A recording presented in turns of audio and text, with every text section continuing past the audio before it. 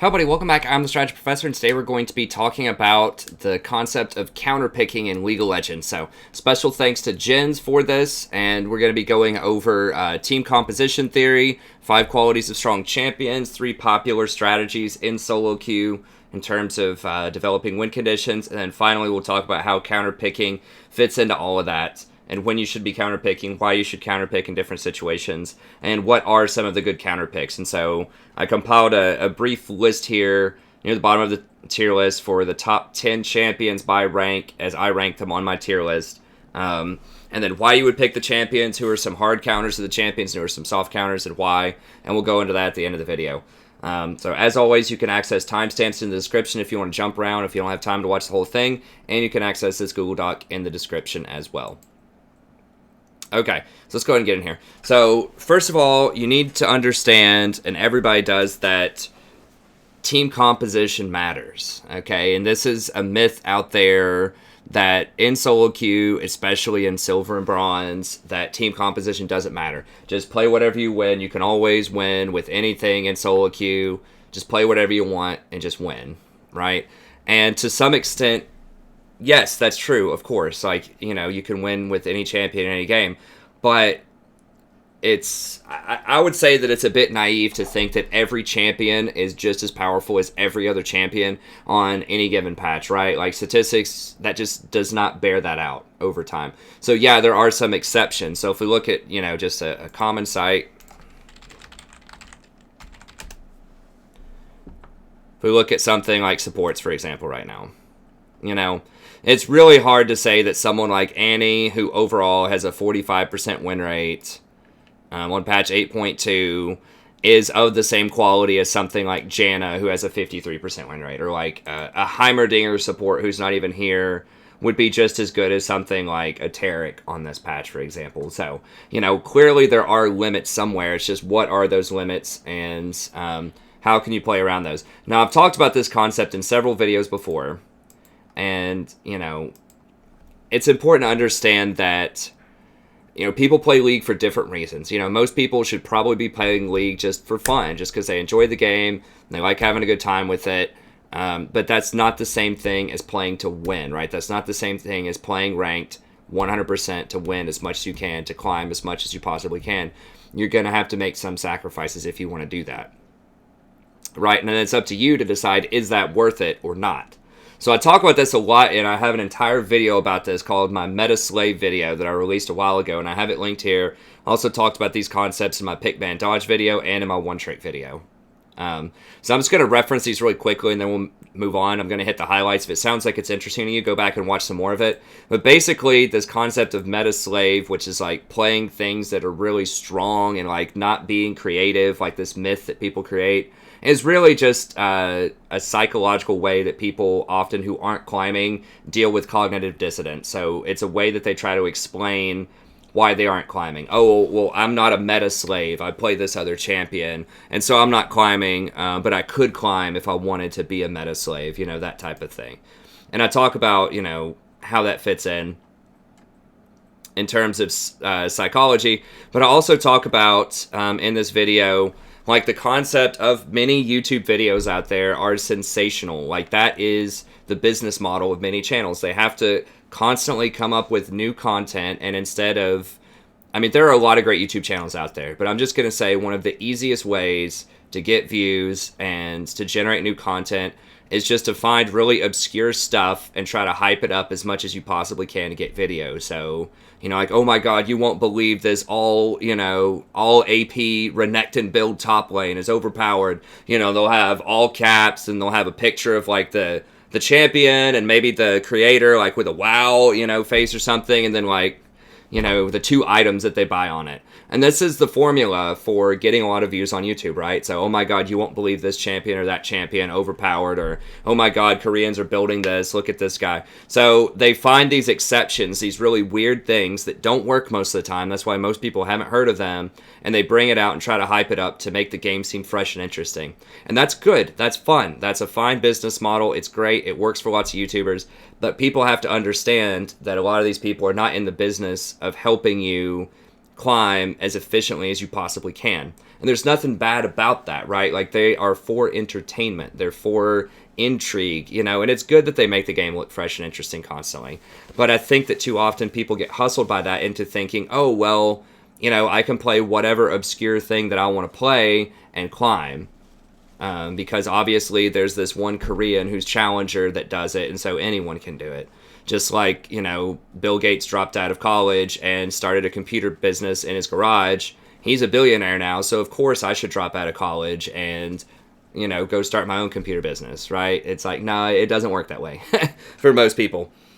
And so I talk about that and a lot more in the Metaslave video. And sort of the moral of the story is you need to play things that you're comfortable with, that you enjoy, but at the same time, you need to try to play things that are going to be strong in a given meta. It doesn't have to be the strongest pick. So, for example, here, you don't have to play Janna every single game, but you should try to play things that are, you know, reasonably in contention for being powerful, right? And it's not necessarily in terms of percentages, right? Like, for example, I think Rakan's really good right now, even though he has a low percentage rate. And champions like Thresh, I think Thresh can be really good just about any time if you're good on Thresh. Because some of these champions are just naturally always going to have a low win rate because they have a very high skill cap to them. So it's not always just about percentages. But you need to be playing effective champions as much as possible. And, you know, I talk about other keys like that, like dedication, patience, insight, and things like that in that video. So check that out if you want to know more. And in the pick ban dodge video that I have pulled up here as well, I talk about sort of the qualities of champions that are ban worthy, and these types of qualities are also qualities that are good for champions that you would want to pick in solo queue most of the time. So it has really high scaling, very useful in many compositions, uniquely powerful. There's not a very common replacement for that champion. Very limited counterplay, relatively low skill cap. You might also call that reliability. So it's, you know, you can do what you want to do with that champion very often. And there's no shame in playing a champion that has a relatively low skill cap, right? That's what most players, like pro players, play a lot of times, right? Like, you don't see a lot of Yasuo's top. You don't see a lot of Riven's top. You see things like Ornn, who does have a skill cap, but it's not as high as some of these other super mechanical champions. So if you think about Huni in the top lane, he plays a lot of Gnar. Gnar does have some mechanics to him, but it's not as much as Riven. It's not as much as Yasuo. Or, you know, he could play Cassiopeia top or something like that. I'll guarantee you he can play those champions. But he's playing things that are consistent, where he knows he's going to get the desired outcome. He's going to be a lane bully. He's going to be relevant in team fights. Sometimes they play things like Camille top or Fiora, which are pretty high skill cap. But that's not their goal. Like, it's not about measuring, okay, can I outplay this other person? Can I play this super high mechanical champion and outplay? I mean, for example, Malzahar is very popular mid lane. He's very easy to play. Now, Azir and Ryze are also popular right now, and they're hard to play. But that's not the criteria, right? No one's going to say, okay, you know, I think Malzahar is really powerful here against, you know, whatever, Azir or Ryze, but I'm not going to play him because he's too easy to play. No. No. Because the pros are playing to win, so they will play Malzahar. Okay? So I talk about that a lot more in the video, why certain champions are banned historically, what goes into thinking about bans, what goes into thinking about picks.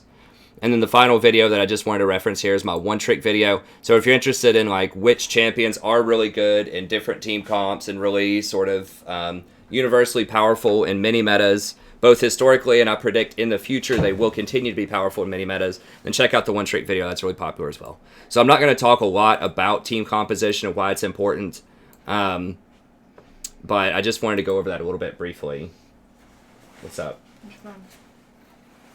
Where's my phone? Mm-hmm. Right here. Why? I want to send myself pictures.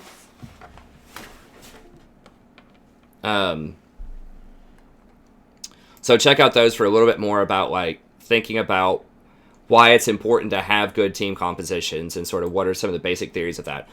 But in general, you know, the 5 qualities of strong champions in solo queues, and this is very similar to what I said in the pick ban dodge video here.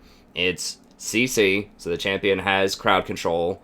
It's mobile, reliable, so minimal enemy counterplay. You could think of this as easy to play relatively. Resilience, so it's strong in many game states. It's strong if you're behind. It's strong if you're ahead. It's strong against all kinds of different team compositions. It just slots right in and is pretty efficient. And scaling. And that can be in terms of dealing a lot more damage as the game goes on. Thinking about having a lot more defense as the game goes on to become almost unkillable. Or utility, so having so much healing, shielding, peeling, and such that it makes it very difficult to deal with this champion at the end of the game. And I have talked about scaling a lot in past itemization videos. If you want to know more about that, check out those on the channel. I'm going to have some new itemization videos coming out as well. But just as a quick sort of example that I always give in terms of scaling, if we look at someone like Twitch, who's one of the highest scaling AD carries in the game. Sadie, get out of that. Twitch scales really hard. So when you think about scaling, you want to think about multipliers and how different champions interact with different items that they're going to get and how many multipliers they have to amplify their damage or amplify their defense or amplify their overall contributions towards winning the game. So if you look at Twitch, he has he gets 5 seconds of bonus attack speed when he comes out of stealth, which is powerful. He can re-stealth.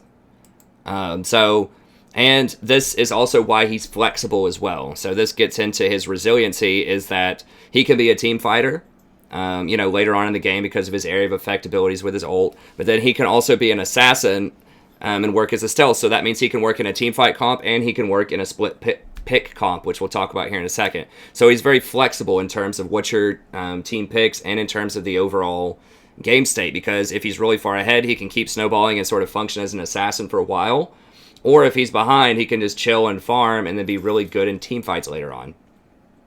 So he's really resilient because he can do, serve multiple different roles.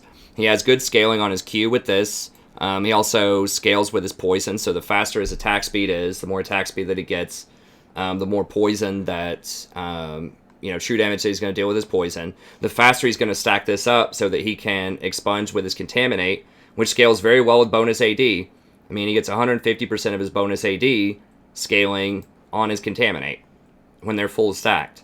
And then this gives him bonus attack speed, which means that, it not only does his normal attack damage more, but it stacks up his poison, which in turn allows him to contaminate faster.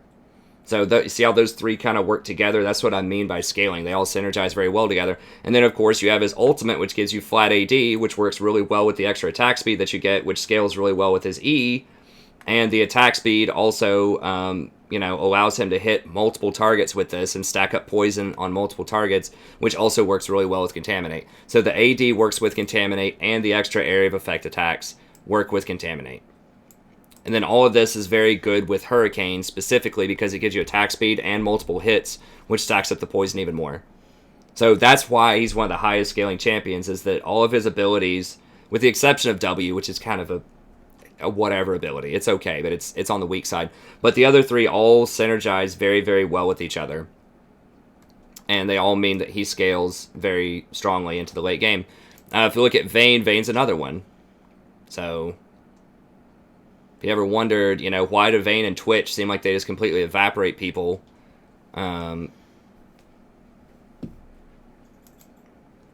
Check out Vayne. Now, Vayne did just recently get nerfed, but the concept of her kit is still intact, where her ultimate gives you AD, kind of like Twitch, and then her Q scales off a bonus AD.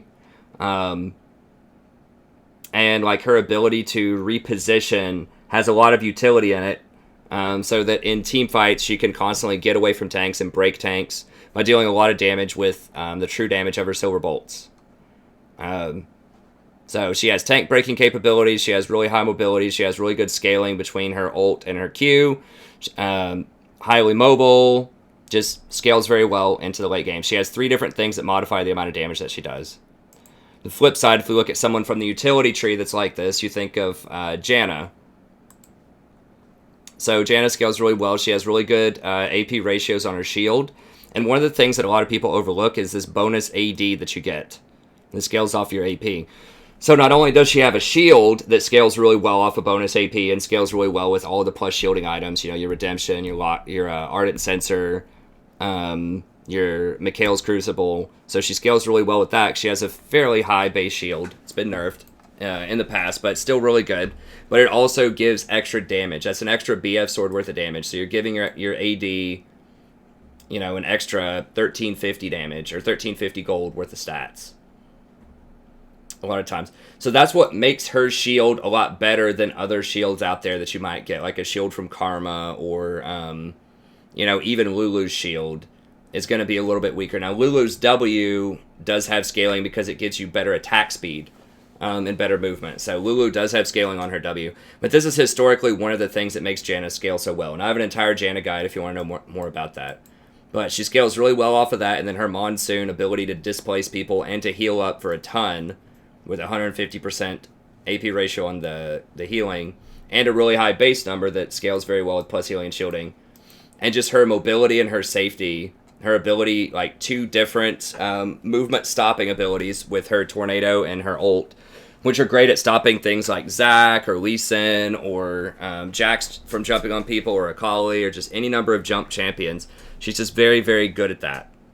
So she has great utility, great scaling, great damage scaling off of that shield. So that's what makes her scale very well. And if you think of a tank who scales really well,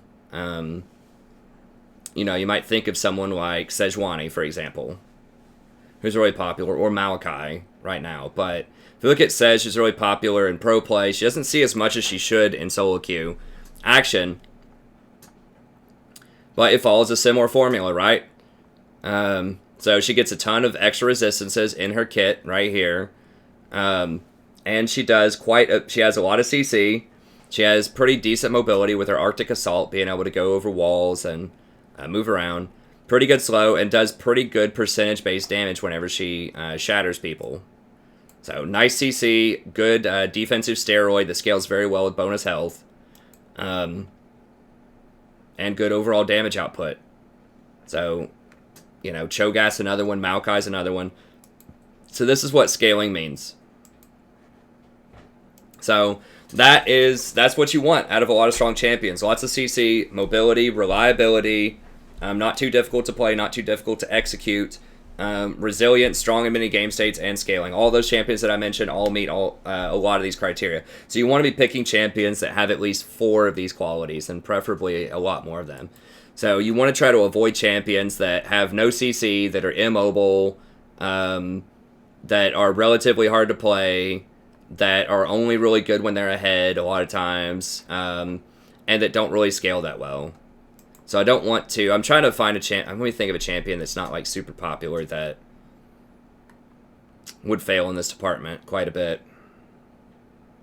It's not to say these champions can't win, but it's to kind of illustrate why these champions sometimes have problems.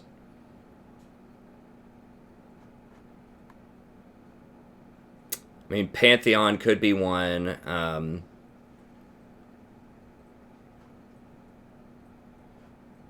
Pantheon does have good damage scaling. He falls off for different reasons besides damage.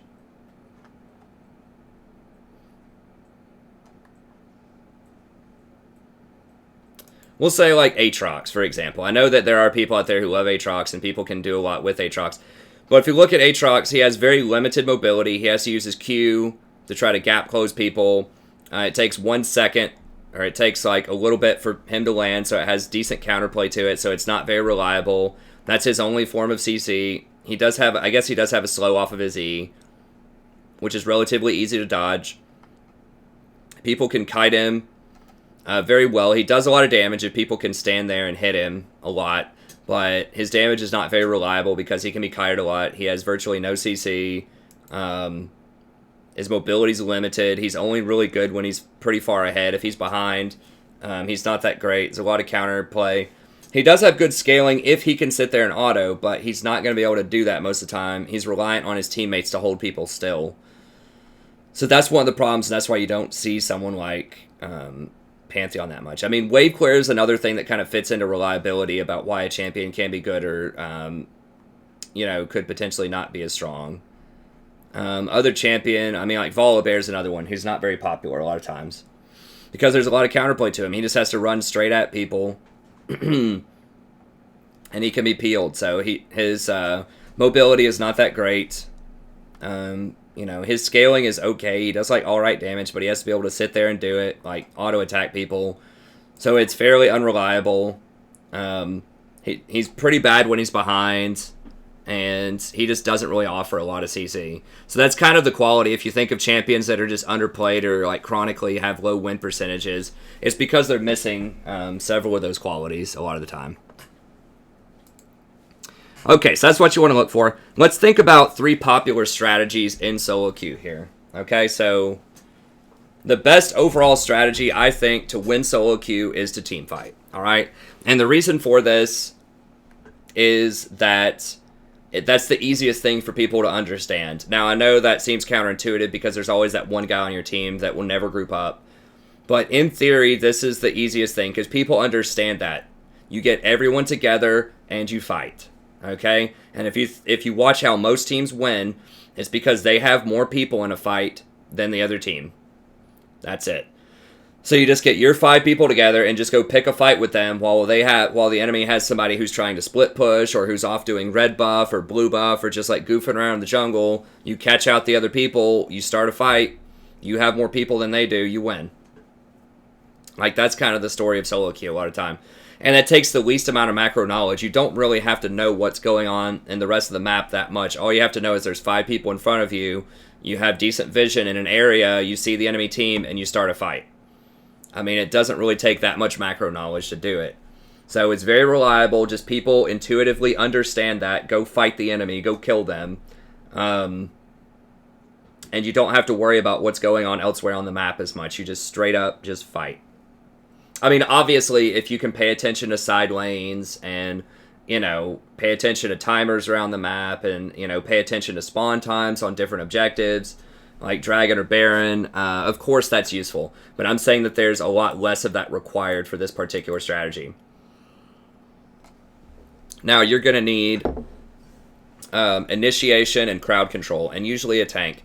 So if you don't have initiation or a crowd control on your team, then it's going to be really hard to win in a team fight, right? If you just have, like, an Akali, a Braum, a Jinx, a Zed, and a Kayn jungle, it's going to be really hard to start that fight, right? Because the only person who could maybe do it would be like your Braum if he like flash ults, but almost nobody has any CC, and so it's going to be very difficult to win a team fight type of strategy if you don't have those things. You can do it without a tank if you have good initiation and crowd control. So in theory, you can still win team fights if you have like a Rakan or if you have an Ashe Arrow, or if you have a trying to think of other things that have initiate that aren't. I mean, like maybe Malzahar. Malzahar is usually better for picks.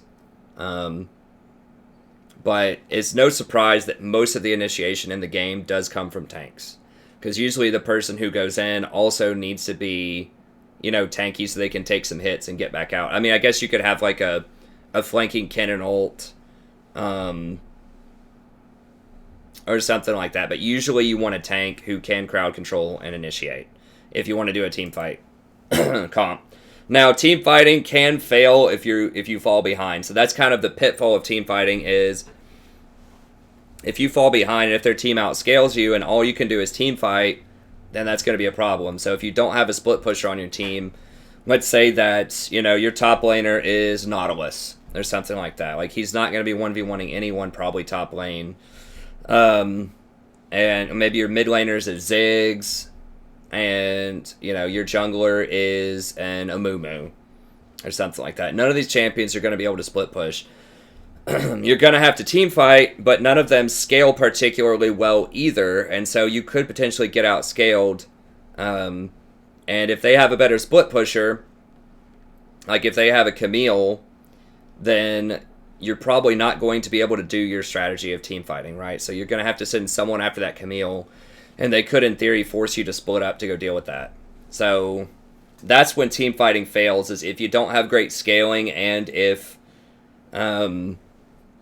you're falling pretty far behind. If you're not going to be able to win a team fight, then overall, the strategy is going to fail. That's why a lot of the best team compositions are going to be kind of a mixture of these. Like, they're going to have someone who can split, but they're also going to have someone who can team fight. So a lot of times the best top laners, especially someone like a like a GP, can split push, but he can also team fight pretty well if he shows up to fights. Okay, sort of like Gnar as well. Like, Gnar's a good example if you're really good on him, where he can split push really well, but he can also show up and have a really high impact in team fights. Okay, so that's kind of, the team fighting strategy is pretty useful. And I think that's the best one overall because it's the easiest. It requires the least amount of macro knowledge. All it requires is people to get into one place and just start a fight with the enemy team. Sorry, I'm kind of taking deep breaths here. I think I might be coming down with a cold or something, but I do want to try to get some of these guides out because I know people want them. I know people want some of the newest strategies for 8.2 and Season 8 to climb, so just bringing it forward as much as I can. Okay, the other strategy that's really common that you'll see is split and pick, or some combination of this. What are you trying to do? I'm just looking.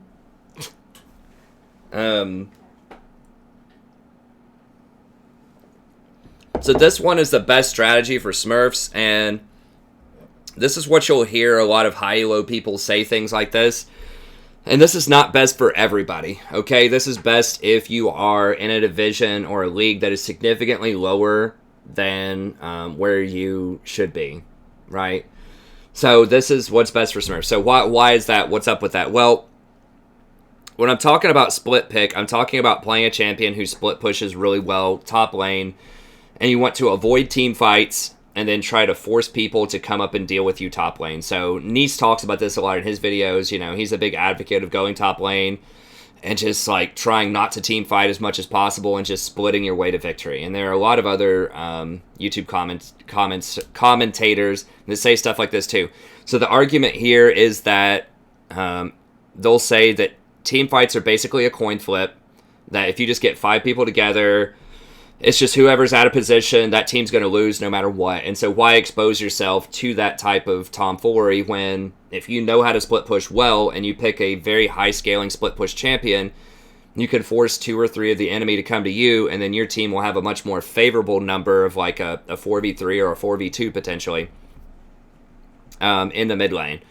And in theory, that sounds good. And that is good if you're a Smurf, right? So if you have really good macro knowledge, if you pick a really high scaling champion and you completely dominate your lane, they don't camp you, you don't get ganked, and you're able to just dominate. So if you can play Camille top lane and you almost always go up like 40 CS and you get 2 or 3 kills in lane, then yes, this is a good strategy. Okay, so but what that requires then is a lot more macro knowledge. So you personally have to know when you need to back up, when your team is not applying enough pressure elsewhere on the map.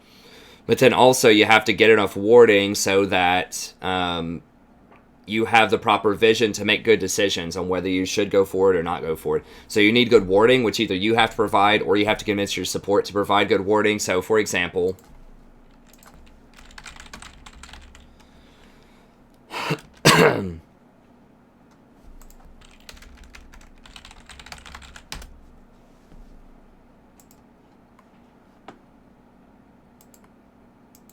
pull up this map here. So if you're trying to split push top, let's say that you are that Camille, you take your first tower top, all right? Then you're going to have to decide how often can you push up to this tier 2 or not. So yeah, you can 1v1 the person, but what happens if 2 people come up or if 3 people come up? Right, so that means you're going to need good warding. You're going to have to ward in here. You're going to have to buy your control ward and use your trinket wards in here. Or you're going to have to direct your support and say, hey, come up and ward red side. I want to keep splitting. Okay, so you're going to have really good game knowledge and discipline to know, oops, too many people are missing. I have to back up. Over here, right? And sometimes, you know, you're not going to be able to pressure enough just because you're not going to have enough intel. Right? So, yeah, you know, maybe your Camille here and maybe their Jax is pretty far behind. But if you don't have vision of this, you're not going to be able to apply pressure because you're not going to know where the enemy Kayn is. Right? And if you're not applying pressure, then that Kayn could be anywhere. He could be elsewhere on the map. Right? Like maybe he's bot lane trying to contest a dragon and you just haven't seen him yet. Maybe he is, you know, about to gank mid lane. So a lot of that is very vision dependent if you want to split. It's sort of knowledge and matchup dependent too. And then it's also very dependent on the rest of your team, like understanding the strength of split pushing and playing around that. So that means that they have to not get engaged on. So for example, like let's say that, the same example, let's say there's Jackson Kane. Let's say that Jackson Kane come up here and pressure you back to your tower, right? And then they rotate down. You might ping, be careful, Jax is missing, but then maybe your Alistar just decides to start a fight mid lane anyways, because why not? And then those two come down here and flank, and you're kind of stuck pinned at your tower because they came up here and pressured your lane forward. And yeah, you can TP, but you're probably going to be too late at that point because they're already going to have engaged and died. So it depends on your team not getting caught and not engaging while you're up here doing whatever you want to be doing, split pushing. So yeah, if you have teleport, you can teleport down, but what happens when you don't have teleport? Do you go fight with your team? Do you go up here? That's why champions like GP are pretty strong, because they can split, and if your teleport's down, then you can go down and fight, or you can use your cannon barrage to help out too. So split pushing is very viable. It can be really strong. It is a really good way if you, completely dumpster your lane all the time. Then yes, split pushing can win, but it just requires a lot more discipline and macro knowledge by your team, because they have to understand that they can't pressure forward until you draw two people top lane, and it requires really good vision and pinging and coordination so that they know, okay, there's two people top lane, go fight, right? They have to know we need to be pressuring these lanes forward so that whenever they go top lane to 2v1 the Camille, we can actually put pressure on these towers, or we can start a fight. And a lot of times that just doesn't happen. People just don't understand macro enough in solo queue. So maybe you're applying pressure, but you've got the mid laner over here just like dinking around with these raptors instead of pushing mid lane, or your support is just down here just like sitting with your AD carry while they farm instead of warding up here properly, or warding over here, or pushing the lane, right? I see it so many times when the first tower falls down here, the AD carry will want to just sit here and freeze the lane and farm, and I always have to tell them, no, do not do that, because you're losing too much map pressure to do that. Okay, so people in general, that's why I put it as kind of like the number 2 here. I think it's not as good as team fighting, even though people will argue that team fighting is a coin flip. I think that if you have really good vision and you're playing a champion with really nice engage and crowd control, then the team fighting is going to be in your favor. Okay, split and pick is good. Now I say pick as well as part of the split, because those two kind of go hand in hand. When you get the enemy to split up, when you're saying that they can't team fight anymore, then that allows opportunities to pick people off. So if you're playing a champion like Zed, he can split push, but he's also really good at assassinating people if you catch him out. Same thing with Camille. A lot of these top laners that split push really well are naturally going to be very good 1v1 champions most of the time, and so they will be able to pick people off. So you can push up and then try to pick people off in their own jungle and things like that. And that helps facilitate if you're applying pressure splitting and making them split up. So if you're a Camille top and you have a LeBlanc middle, that's actually going to be really good for the LeBlanc, because it's going to force them to split up so they can't team fight. So that will open up avenues. So when that Kayn is trying to go up here and pick you off 2v1, then LeBlanc can be waiting in the jungle here somewhere to pick off the Kayn. So that's once again, that's a bit more chaotic, right? That requires game knowledge by the assassins on your team to know that they're going to come up and mess with you and to hang out in the bush. You can tell them that. You can tell LeBlanc, hey, sit in this bush and we'll kill them when they try to come up here and get me. But that requires a bit more coordination than, hey, get 5 people on a screen, on the same screen, and attack, So split pick is very good for assassins, but it requires game knowledge, it requires really good vision, it requires just the right kind of team comp as well. Like, usually you want wave clear. Like, you have to have someone on your team that can clear waves so they don't just, like, group up as 5 and just barrel down mid lane and just take everything. So if you're trying to split top as Camille and you have, like, a, I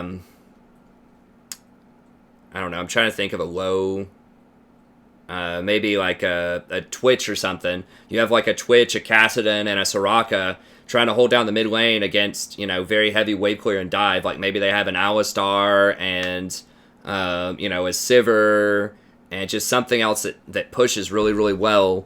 and that takes towers really quickly, then, you're going to be in trouble because your team's not going to have enough wave clear to hold the middle while you're up here trying to split. So you have to have good wave clear in the middle. You have to be able to win your 1v1. You have to have enough game knowledge not to get caught 1v2. You have to trust your team that they're not going to get engaged on. You're going to have to trust that they have enough disengage just in case the enemy engages on them. So it is helpful to have a splitter on your team, but devoting yourself fully to a split push, a split and pick comp is a lot more difficult in solo queue than it is in something like professional play. And then finally, the siege and poke comp. This is one that you don't see as much in solo queue, and usually it's pretty bad. This is like a classic Caitlyn comp, if you want to think about that in pro play, where you try to take towers really quickly, you have really nice poke and zone control, and you try to end the game before 25 minutes, and you're trying your best to never fight the enemy team. You're just trying to group up and just make them not want to fight you. So champions like this would be Caitlyn is almost always the champion that you want for this, or the AD carry that you want for this, because she has the longest range early on, she has really good wave clear, and she has really good zone control with her traps. So this is kind of like the new Caitlyn with Summoner Spellbook, who takes teleport and goes back to lane and pushes, which is really cool to see in pro play. So you would take that and Janna. Janna's very good at this as well because she has a really long attack range, and her E gives Caitlyn better wave clear, and it gives more damage to the towers because it gives AD to Caitlyn, who could damage the towers. Also, Janna has really good disengage, which is something that you really need for this comp because you don't want to fight. So if they ever engage on you, then you could push them back with Janna and peel the Caitlyn. So this type of comp, you'd want something like Caitlyn as ADC, probably like Xerath or Ziggs, or maybe even Anivia. Anivia doesn't have as good a poke, but she has really good zone control and peel. So you would want one of those kind of like sieging, like artillery type of champions in the mid lane. Probably some other sort of CC type of champion top lane. So like maybe a like an Ornn or a Malachi, or just something to keep people off of the Caitlyn. And then once again, just kind of like a CC peeler, like a Sejuani or something from the jungle. So having like one or two sort of poke champions, usually the mid laner and the AD carry, and then just a bunch of tanks and CC and peel in the bot lane.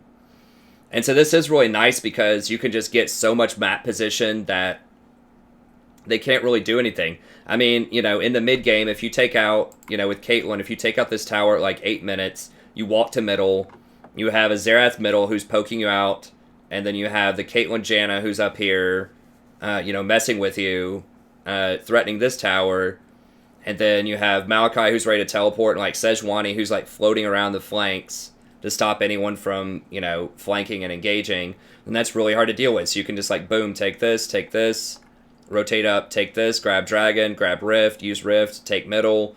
It's very surgical, but you have to have really good macro knowledge and rotations, because a lot of those champions are not going to be good if they're caught out. So Caitlyn's not good if she's caught split pushing in a side lane and Vayne rolls up on her with 2 items, right, in the mid game. Or if, Kha'Zix is able to jump out of a bush and kill her or something like that. So they're not very good at the Fiesta a lot of times. These poke champions aren't. They do not want to be flanked. And they get outscaled by engage later on in the game. So, there's a certain point where if you're trying to run this Caitlyn push comp and the enemy has, like, Lulu Kog'Maw, they're going to beat you. So once that Kog'Maw gets, like, 2 or 3 items, if you don't close out the game quickly, then you're just going to lose, because Kog'Maw is going to be able to eat through your front line of tanks, and Caitlyn's not going to be able to keep up with that same kind of damage. So it's very tempo-oriented. You have to have a really good game plan, and you have to execute very well, because if you ever fall behind with one of these poke comps, you're probably going to lose. And that's why you don't see them that much in solo queue. Like, you can see them, and you can feel totally helpless if you do see it, but it's the hardest kind of comp to execute, because you can't ever get caught, and you can't ever lose momentum. You have to close the game out. Okay, so that's another strategy that's viable, but I wouldn't really opt into that one if you can help it. Most of the time. Okay, so these are kind of the best ways to win, and usually you want a team that is fairly cohesive with this. and you want to try to complement that with your picks. Okay, and this is going to fit into the conversation about counter picks here in a second, is that counter picking is good, but you need first and foremost to complement your team's win conditions. So you need to make sure that your team is doing what they need to do to win the game. So even if you could, in theory, counter pick your lane, if it's something that's going to be that's going to hinder your team from doing whatever the team comp wants to do, then that's not going to be a good counter pick. And we'll talk about that more here in just a second. But you need to try to pick things that complement this. So if you have a bunch of champions, like let's say that you have, like, and this will happen in solo queue sometimes. Let's say that maybe you have a Siege and Poke bot lane. So let's say you have a Caitlyn Janna, but then your mid lane is an assassin. Your mid lane's a Zed, so that's a split pick assassin. And then your top lane is a like an Ornn or like a Malachi or something. It's like a team fight oriented champion that's not going to be that good at split pushing, right? Like that could be all right with Siege and Poke, but Zed's going to be pretty bad at Siege and Poke. And let's just say that you have another like split pick assassin in the jungle, like a Master Yi. So if you have like an Ornn, a Master Yi, a Zed, a Caitlyn, and a Janna, like that can win, but it's not cohesive at all. Like it's going to be pretty bad at sieging because you only have 2 ranged champions. You only have Janna and Caitlyn, so towers aren't going to fall very quickly. It's not going to be that great as a pick comp because you don't have anyone who can split push that well. I mean, Master Yi maybe could, I guess, if he gets fed enough. But Caitlyn's not going to be that good at splitting. She's pretty good if you keep her in the middle of the map at wave clear. But it just doesn't have enough sort of cohesion to it, right? It's just kind of everyone's picking for whatever they want to do, and it's just sort of all over the place. Or if you have, like, an early game champion, and then, like, nobody can complement or snowball that champion. So maybe you have, like, I don't know, like a Pantheon top paired with, so like a really early game dominant champion that has to snowball really hard, paired with a champion that scales really late, that has no CC, that has no early game. So something like a Shyvana. That would be a really bad like complement there because Pantheon needs to snowball, but Shyvana doesn't come online until late, and she can't really like gank effectively with him. I mean, she can try, but she's one of the weaker gankers in the game right now. That's actually viable and pretty good late game in the right kind of comp. So Pantheon would want to be paired with someone else that has very high kill threat early, so like a Jarvan, for example, that can chain CC and do a lot of damage well, that can help him snowball. And Shyvana would want to be paired with somebody else who scales really well into the late game that also has some really nice CC for her. So maybe something like an Ornn in lane would be pretty good with the Shyvana. So, what's going on, dear? Looking underneath the crib. There is a pacifier stuck under there that you should get out and wash. Let's see. You want to close my door real quick, dear? Nope. I know you do. Nope. Thanks. So yeah. So you need to be thinking about the team comp, and don't just pick whatever you want to pick. You need to be thinking about, okay, what does my team want to do? You can balance this out with what is the enemy team trying to do as well, right? So if the enemy team is trying to get a pick comp together, then playing a support, for example, that is really good against a pick comp is great. So something that peels and sort of shields. So like Taric is very good against pick comps. Tom Kench, Janna, a lot of champions are pretty good against engage type of pick comps. As far as like a split champion, I mean, things that offer mobility, like Lulu can help your champions like run down something like an Udyr, or Janna can be pretty good because she's so fast she can rotate around the map, or like if your team needs engage. So if you have a bunch of champions that have no engage on your team, but they have that Kog'Maw, and, you know, you're sitting there with a bunch of assassins. Like, you've got a Zed on your team, a Zed middle, Ribbon top, and Evelyn in the jungle. Then you might need a Rakan or an Alistar or something to complement your team so that you can get on that Kog'Maw and eventually kill them in the late game, so that you can actually start a fight. So sometimes, you need to be thinking about what's the enemy team trying to do to win, but then also what are you trying to do to win. So even if it's not a good pick bot lane, even if it's not a strong counter pick, so maybe they have a Taric, right? And then Rakan and Alistar are both not very good in a Taric, but your team needs something to start a fight because you don't have any engage, so you just might have to run a champion like that. So the things that I think you need to be thinking about when you're picking a champion in order of priority is, are you strong on the champion? So you shouldn't play a champion that you don't have experience with or that you're not really comfortable with in ranked, even if it seems like it's the perfect champion. Even if it seems like it's the perfect time to play Alistar, play Rakan, or to play Janna. If you don't know how to play that champion, then don't play it. Now, I will say that I would highly recommend that you become comfortable with at least one type of champion from each role.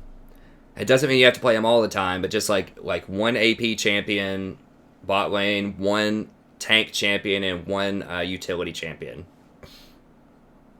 Okay, so it doesn't mean you have to play them all the time, but it's really nice to have that in your tool belt so that if you happen to need that tank engage, even though maybe you usually like playing Nami or usually like playing Janna, some team comps you just might need that Alistar, or you just might need the Rakan or Thresh or Blitz or just something that can start a fight.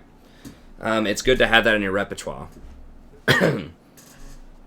So are you strong on the champion? And then try to, expand your champion pool a little bit, diversify a little bit.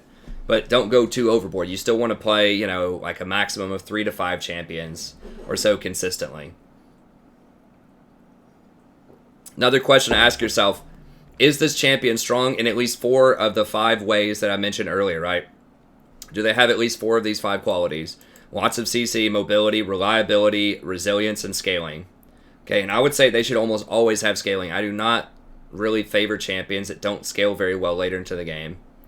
Okay, because most games go long, especially in this meta. And I would just like the reliability of being able to go into the late game. So, but make sure that your champion has at least 4 of these 5 qualities if you're going to play him.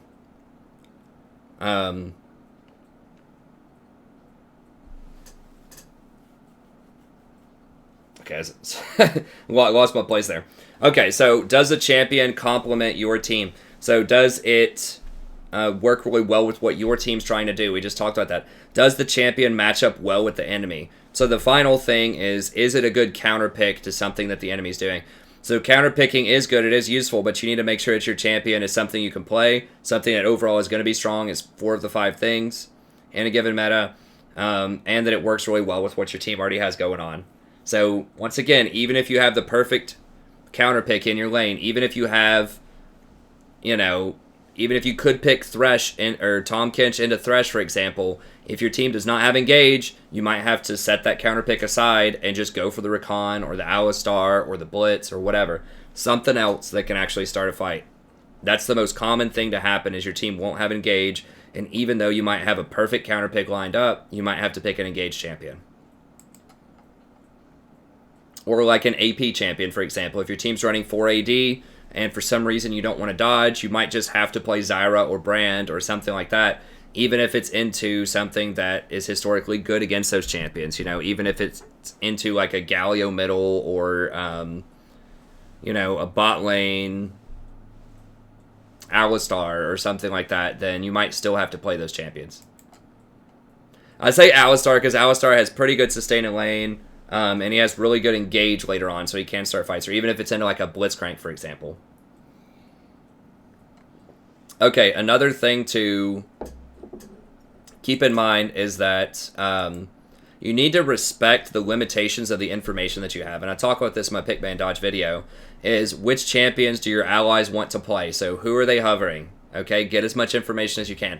Just ask them. Some people may say, I don't know, I want to wait or whatever, but just see if they'll hover who they want to play. Who has the enemy picked and who have... Excuse me. Who have they picked and who have they not picked? So, if you know that they haven't picked their support yet, and you know that like a really popular support is available, like a Janna, for example, right now. I think Janna is one of the more popular supports.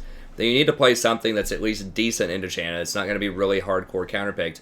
Or if you see that someone banned something that's very conspicuous, like maybe you see like a Morgana ban or something over there, then you know that they're, or like a Tahm Kench ban, then you know they're probably going to try to play something Engage, right? So they're probably going to try to play like a Thresh or a Blitz, or something like that, because they're trying to counterpick their lane.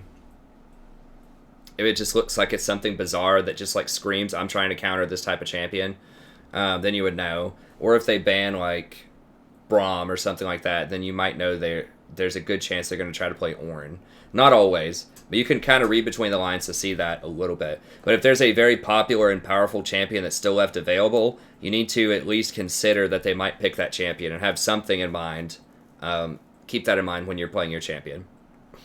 And yeah, a lot of that's going to rely on like, who did they ban? What can you tell about that? And then are there overpowered champions left they just might take? Especially ones that are really popular. So, you know, if Nasus or Illaoi are both left up, you probably need to pick appealing champion. Like, Janna's looking really good there because you're going to need something to get those champions off of you in the late game. So that would be an example there. Like, maybe... I'm trying to think of something super popular. Like, Janna's a good example. She's very popular. People are playing her a lot now. Jinx is pretty popular right now. Kog'Maw is pretty popular right now. So if Jinx, Kog'Maw are like left available and, you know, your ally picks something like Ezreal or something that could potentially get outscaled really hard by those champions, you need to pick an engaged champion. So you're probably going to need like an Alistar or a Rakan just in case they pick that. So even though Janna might complement, you know, the Ezreal that you have really well, or she might complement the, you know, maybe like you have a Jhin, like your team picked Jhin, and you really want to pick Tahm Kench, but you're really afraid, well, what happens if your team has no other engage? What happens if they pick Kog'Maw or Jinx? What am I going to do about it? If your answer is just die at 30 minutes, then you need to pick an engaged champion. Okay, so just keep that in mind when you're picking and banning. If you're an earlier pick safer champions, okay? So pick champions that have really good matchups into almost anything where there's very little counterplay to them. So they may not be the best champion in every situation, but they're like historically a pretty like decent champion in most matchups. So champions like that would be like, you know, the things that are top of the tier list that I put every time up here. So Taric, Janna, Tahm Kench, and Braum are all like pretty decent into almost anything. So there's nothing that's going to completely like just blow them out of the water in laning phase most of the time. Braum and Tahm can just heal through it with Second Wind and Relic Shield and Biscuits, and then Janna can play very safe, and so can Taric, and just kind of scale later into the game. So just make sure you're not like first picking Zyra or Thresh. I don't recommend that because there are quite a few counters to those champions. They're like Soraka. You need to be very careful. So Zyra or Thresh or Soraka can be very good later on in the draft process, but early on you're really opening yourself up to some risks in this current meta if you pick them. Like if you're a Thresh one trick, you can still try to pick Thresh, but if you walk into a Tahm Kench or a Taric or an Alistar or something like that, it's going to feel really bad. And there's a lot of those type of tanky bad matchups for Thresh running around out there right now. Okay, if you really do like counterpicking, if you don't want to play the safe champions, if you want the maximum amount of intel, try to trade with your allies. So try to say things like, hey, does anyone want to trade like I'd like to get a counter pick or something like that. Just make sure that your ally has the champions that you might want to play. One of the issues, you know, playing support is a lot of people are not going to own the really expensive supports because people just don't play support a lot. So if you really like playing Tahm Kench, for example, and you like picking him as a counter pick to Thresh, and you're trying to wait to see if they pick Thresh or Leona before you pick Tahm Kench, you need to make sure they have Tahm Kench first, because a lot of people are not going to have Tahm Kench because he's relatively obscure. And he's very expensive. I think he's still 6,300 dust. So, you know, just make sure that your allies are going to have the champions you want to play. And then here's a really quick sort of counter guide, and then we'll end on this. Just keep in mind, as I keep reiterating, don't get too caught up on lane counters. It's much more important to pick for your team, to pick for your overall team comp, and how you're going to win than it is to beat your lane. So even if you have to pick Janna into something like Draven Zyra, even if it's going to be a losing lane, it's going to be really hard. You just might have to do that if your team needs more peel. So if you have a Kog'Maw on your team and they have something like, a Kayn and a Zed in the jungle and mid lane, or just like other really like hard engaged champions, and you need disengage, you need peel, you just might have to pick Janna even if it's going to be a tough lane. So it's more important to pick for your team's win condition than it is to pick for a very specific counter lane. So even if, you're thinking, man, I could really crush this Zyra right now if I go for Blitz in lane, I know we could get her. That still may not be a good idea, even if you think you can crush and snowball your lane, because you're going to have no answer later on when the Kayn and the Zed try to go on the Kog'Maw. You're not going to have enough peeling, shielding, and healing to deal with that. Okay, if you want to know my tier list, it's right here. I talk about the top 10 champions or so. If you want to know why I rated them that way, then you can just go check out this. This is the Google Doc. Be sure to check out the main video as well. I should probably just link the video, but whatever. Be sure to check out the video if you check out the tier list. But I know this is going to be very debatable, so let me just go ahead and stop everybody here who, I guess I can't stop. You can say stuff. But this is just my interpretation of this. There are many more reasons you could pick these champions. There are many other potential counter picks of these champions. There are ways that these champions can play around these things that I'm calling counter picks. So just because I'm calling Blitzcrank a hard counter to Janna doesn't mean you lose every game where you play Janna against Blitzcrank. It's just saying that for the vast majority of the population, Blitzcrank is going to be good against Janna. Okay? So just keep that in mind. I know there's going to be a slew of comments that are going to be like, but this champion counters this one, or but I've been able to outplay this champion. I never have a problem with this champion when I play it. That's fine. These are just my insights, and I don't think I'm alone on this. I didn't do a lot of research on other sites, but I imagine if you go to counterpick.com or whatever, I'm sure there's a lot of websites out there kind of like that. You're going to find similar results. Okay. So Taric, number 1 champion right now.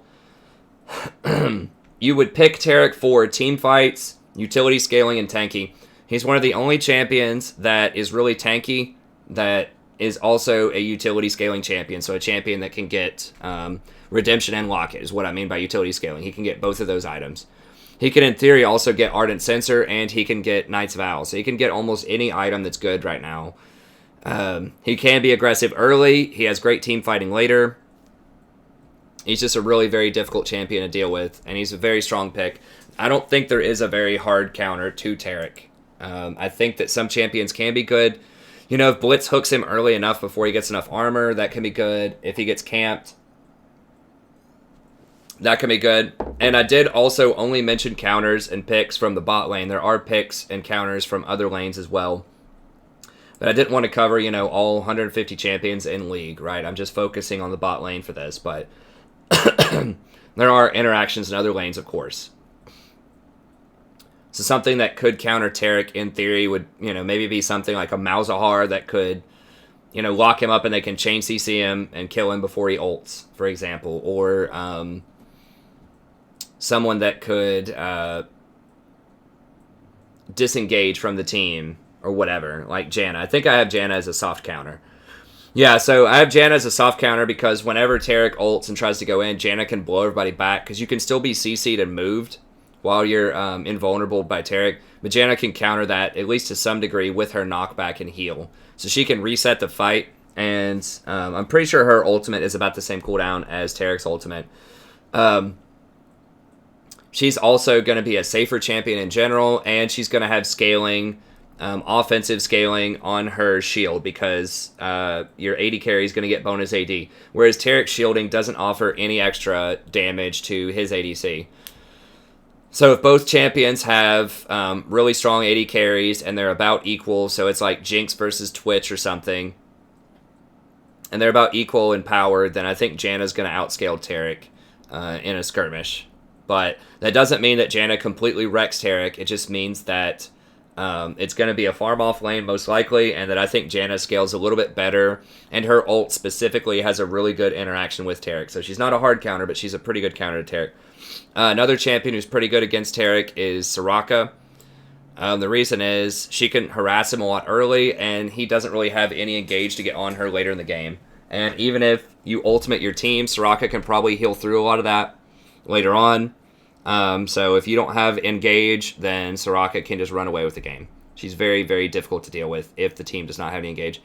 And finally, Lulu. It's very similar to Janna. Lulu has scaling. Taric doesn't in terms of damage because Lulu can put her Whimsy on the AD carry, and eventually that AD carry is just going to deal more damage than the one that you have if you're playing Taric.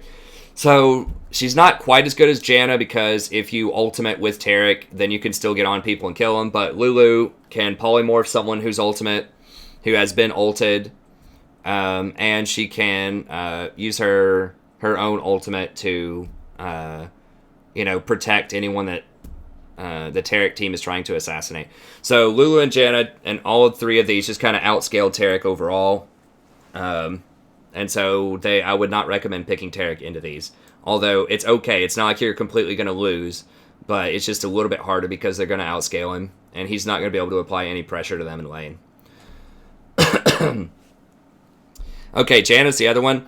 You would pick her for massive peel, so she's great for disengage. She's really good for those siege comps that I mentioned before. She's pretty good for the teamfight comps, and she's pretty good for split pick comps because she can help protect people from getting caught in the mid lane while the split pusher is operating in the top lane. So it just lets Camille do her thing, and she helps prevent that Jinx who's always out of position from getting killed a lot of the time. So she's pretty good in almost all types of compositions. Taric is really good primarily for teamfight compositions. He's not as good in other ones. He's not good in siege comps because he's melee and doesn't really offer anything to sieges. And he's not that great in pick comps because he doesn't have consistent peel and he doesn't have very good wave clear. So he's very, very good in teamfight comps, but he's pretty bad in the other types of comps. Whereas Janna's pretty reasonable in most comps. So she has massive peel, utility scaling with all of the plus healing and shielding items, and she has damage scaling on your AD carry or your AD assassin or anyone that uses AD with her shield. She's pretty hard countered by Blitz though. If they have a Blitzcrank, you can work around it. But if you get hooked, you're almost certainly going to die, and if your ally gets hooked early on, it's going to be hard to protect him because you're going to have a 20-second cooldown on your shield now. So the first hook is probably going to chunk them out pretty hard, and if they get hooked again, then they're almost certainly going to die. So Blitzcrank is a pretty good pick in a Janna. Even later in the game, if they pull Janna or they pull someone else out of position, the nature of Janna's peel requires her to be pretty close to them to use her ultimate effectively. So, unless they're hooking a tank on your team, then a Blitz hook on a squishy is going to be fatal with Janna.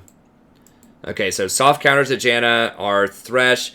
Thresh's hook is not quite as brutal as Blitz's, but if Thresh does land hooks on people, especially on Janna herself, and then he goes in and flays and, does his ultimate around her, she's probably going to die. So he could trap her in so that it makes it very hard for her to escape. So Thresh is pretty good against Janna. Lulu's another one who can kind of keep up with Janna. Now, Lulu can apply pressure in lane as well, which Janna can't really do that well. I mean, you can put a few points in W and do some pressure in lane, but Lulu's still going to have more pressure. And she can keep up with scaling somewhat with Janna later in the game. Janna's shields are going to be better, and Janna's going to have more scaling in terms of utility, because Lulu doesn't benefit that much from plus healing and shielding because her ult counts as an infusion of health and not a shield or a heal. So those two are kind of relatively even, but if Lulu gets enough of an advantage early, then she can put Janna and Janna's AD carry far behind enough for the Lulu AD carry to pull ahead. So it's really kind of early game dependent, but they're roughly even, but I think Lulu gets a slight advantage just because she has a better early game. And then Soraka is another one where it's kind of the same deal. Soraka just runs away with the game. Once she gets 2 or 3 items, she's just going to outscale Janna in terms of overall healing and long fights. Now, she's not as safe as Janna, but if they are both just sitting there healing and shielding tanks, then Soraka is going to win that. So some of that depends on what the enemy's doing. like what their picks are and what your picks are, like who has more tanks. But overall, I think Soraka is a very dangerous pick. Like, I don't want to see Soraka if I pick Janna. But once again, it's not a really hard counter. You can definitely still win. A lot of it depends on the other elements on the team. Okay, Tahm Kench's another one. Tahm Kench is a very unique and interesting champion. He was my most played champion in Season 6 when I got to Diamond. Very, very strong. Now, traditionally, he's just been a counter pick, is what I've called him. But I think that in this meta, he's getting a lot better. And the reason for that is his laning phase is not nearly as bad as it used to be because Second Wind and Biscuits give him a ton of extra sustain. And people are starting to go back towards these hard CC champions. And he's very, very good against that. He's also very good against tanks. And there are certain rune choices that are pretty strong on him. So I think that, in particular, Glacial Augment's pretty good on him. And I think that potentially Summoner Spellbook could be okay on him as well in the future. But he's really good anti-CC. He gets people out of anything that CC. So gets people out of Leona, Malzahar, Skarner, Thresh. If you're fast enough, Blitzcrank. Like, there's so many ways that you can stop your AD carry from getting engaged on. And this is really strong in a meta that's defined by low mobility AD carries. So when we're thinking about Kog'Maw, Jinx, Twitch being 3 of the best AD carries right now, he's extremely good with them because he's basically a free Quicksilver Sash with a built-in flash and a built-in invulnerability, pretty much on a 10-second cooldown with his W, right? So he is the master of protecting. Now, and that makes him, especially because Janna's been nerfed a lot, that made him a lot stronger. Because Janna's, if like Malzahar ults somebody, it's going to be very hard for Janna to help with that. Or if Thresh hooks somebody, it's very hard for Janna to help with that. She can help some, but it's not going to be the same kind of protection that Tahm Kench offers. Okay, or if someone gets hit by like an Ash Arrow or gets Skarner ulted. You know, she has some tools to help a little bit with that, but... Or it gets like Varus ulted. But it's just not going to be as much as Tahm Kench. Tahm Kench is also really tanky and uses Relic Shield, and that's the best, gold item right now. So he has really good itemization. He's really good anti-CC. He has great rotations with his ult. You know, he's very good against immobile champions in lane once he gets his ult, because you can call in the jungler and just ult from your lane right behind him and kill him, you know? If they have, like, a Jinx Braum on their team, and you ult in from behind with your jungler, you're going to kill him, probably. And so he has really good ganks at 6. You can do that 2 or 3 times to the enemy, usually, especially in Platinum and lower. They just will not catch on. You can do that 2 or 3 times, and by that time, you're going to be snowballed so hard, it's not going to matter if they figured it out. But yeah, he has basically a teleport for you and a friend,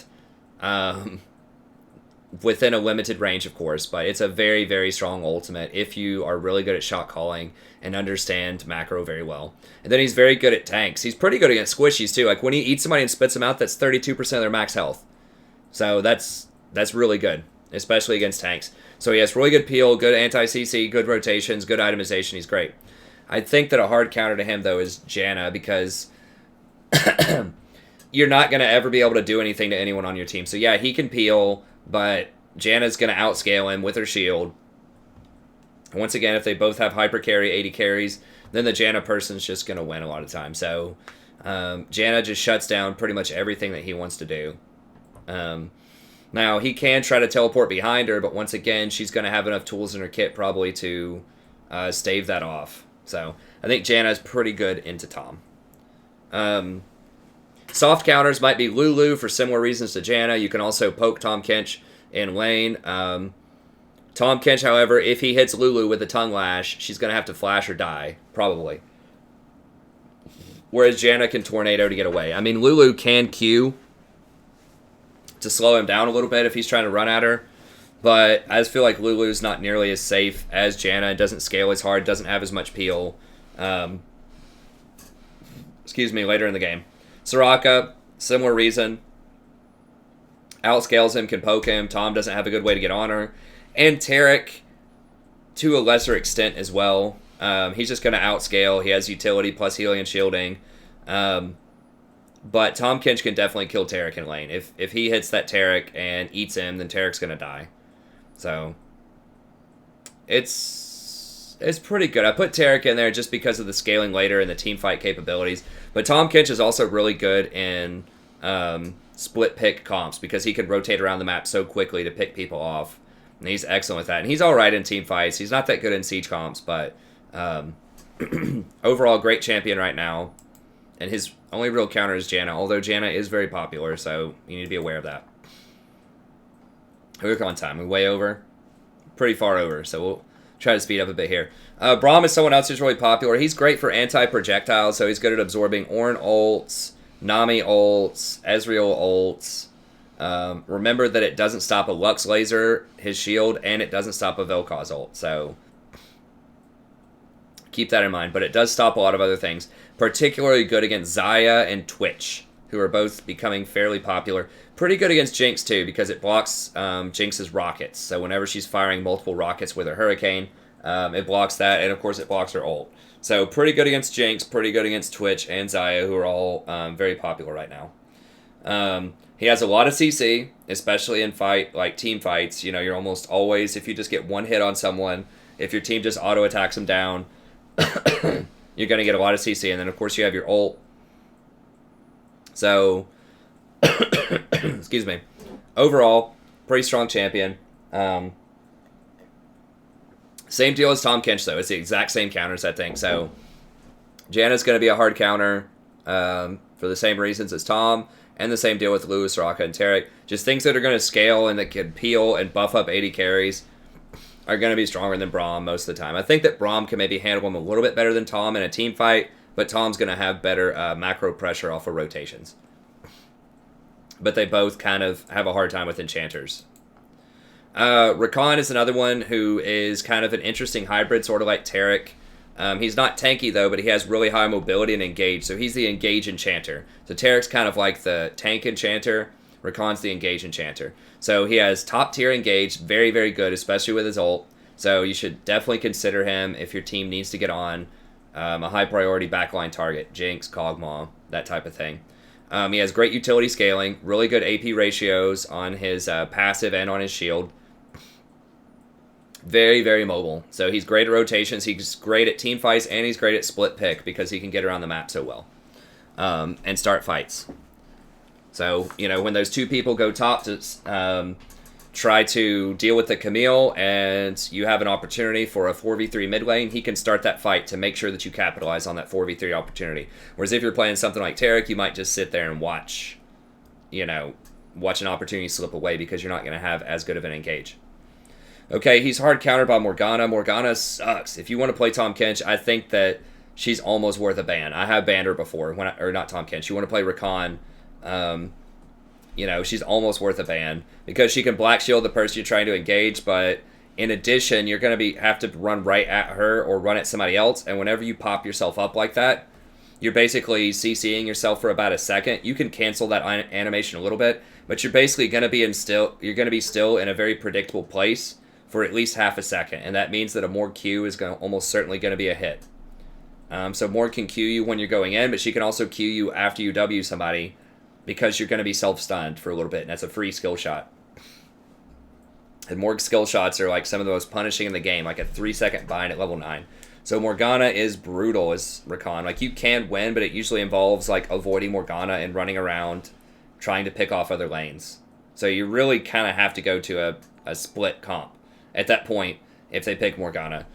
Soft counters are Janna. I mean, Janna can just disengage whenever you ult. She can ult. You do have a lower cooldown ult, though, so you will have more opportunities, but she still is pretty rough to deal with.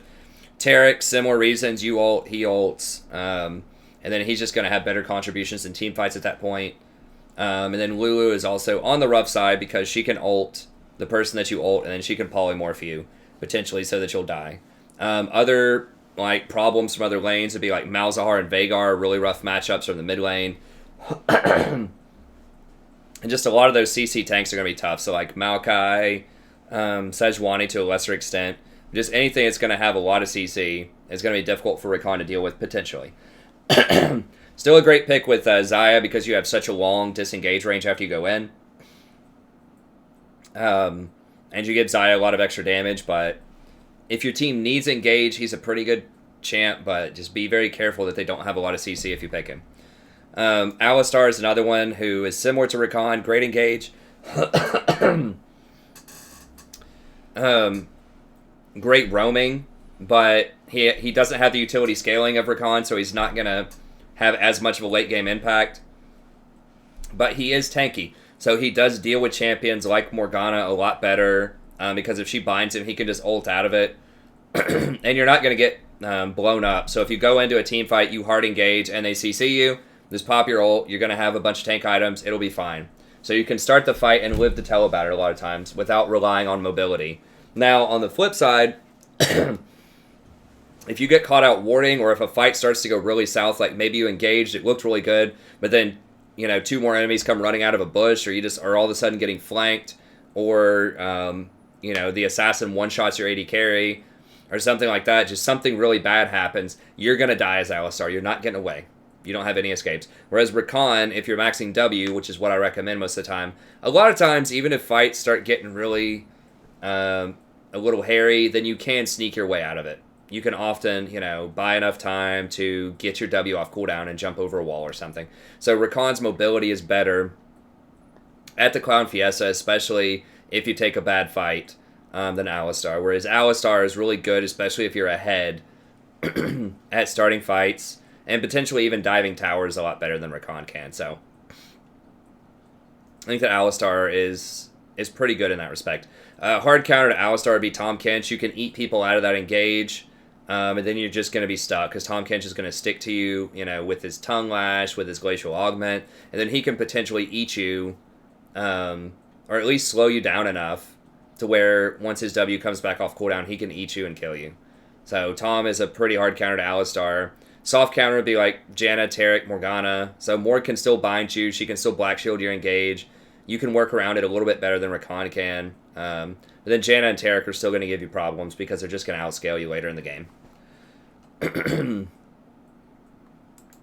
Lulu, good for lane harass, utility scaling, damage scaling. So very similar to Janna in that respect, but a little bit less safe, a little bit less peel, and a little bit more harassment early on. Hard counter would be Nami in lane, so she just harasses better than you do, but she has a shield, and she has enough CC to lock you down or lock down your AD carry later, so like your ultimate can save them a little bit, but the chain CC of landing a bubble into a wave is going to be lights out for a lot of AD carries. If you're Lulu, because you're not going to have enough peel. You're not going to have the Janna Monsoon.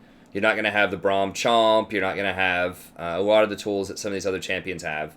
You're not going to have the Taric Ultimate to really get people through that tough engage. So I think Nami's a very good pick into Lulu. Soft counter would be something like an Alistar, Sona, Soraka. So Sona used to be a really hard counter to Lulu, but after the nerfs, I would say Nami's probably better. But Sona, similar thing. You can out-harass early, outscale later.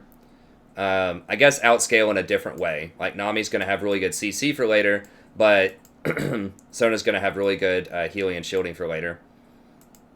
And Soraka, because Soraka's going to out-heal you. You have no way to engage and get on her, and she's going to outscale you later on.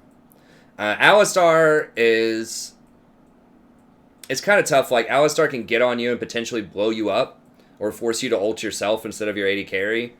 But at the same time, if you engage on somebody else, you do have some decent peel with your ult, and you can polymorph their AD carry to counter it. So Alistar is kind of a skill matchup with Lulu, and it depends on other factors in the game. But overall, I think that Alistar is slightly favored there later in the game. Lulu can poke him out early, but kind of in the mid to late game, I think Alistar is probably favored. Or I guess in the mid game. In the real late game, once Lulu gets 3 items, she's going to outscale Alistar. So that one's kind of iffy, but I feel like Alistar, if he gets some good engages in the mid game, can make it pretty tough on Lulu. Blitzcrank could be another one, kind of like Alistar, that can just pull her out of position and potentially kill her. I guess maybe I'm going to put Blitz here instead of Ali. I think Blitz might be a little bit of a better example, because he could do it from a distance. Soraka, so she has really good lane harass, really good utility scaling, and really good healing scaling later on in the game. Hard counter, just hard engage champions like Blitz, Rakan, to a lesser extent Alistar and Thresh. Blitz and Rakan are like much more brutal engages, I think. for Soraka. Although Alistar can be pretty good as well. Like, she can play around these champions other than Blitz and Thresh. I guess maybe I'll switch those two. I'll put Thresh up here. And then Rakan down here. Because she can kind of play around Rakan and Alistar by using her silence. Because you can sort of tell when they're going to run at you sometimes. But with like Blitz and Thresh, they can hit you from a distance and blow you up out of bushes or any other dark areas. So I feel like just hard engage is going to be really good against Soraka. But if the enemy doesn't have hard engage, then you can completely take over a game of Soraka. Nami, good lane harass, good CC, good utility scaling. Counters would be like Blitz and Rakan. Alistar and Janna would be soft counters. They're just going to outscale. They're going to have good engage. But I think Blitz and Rakan are some of the best engage tools to get on you. So Nami doesn't have great scaling. She does have some utility, but like her only thing that's going to benefit from plus healing and shielding is her W.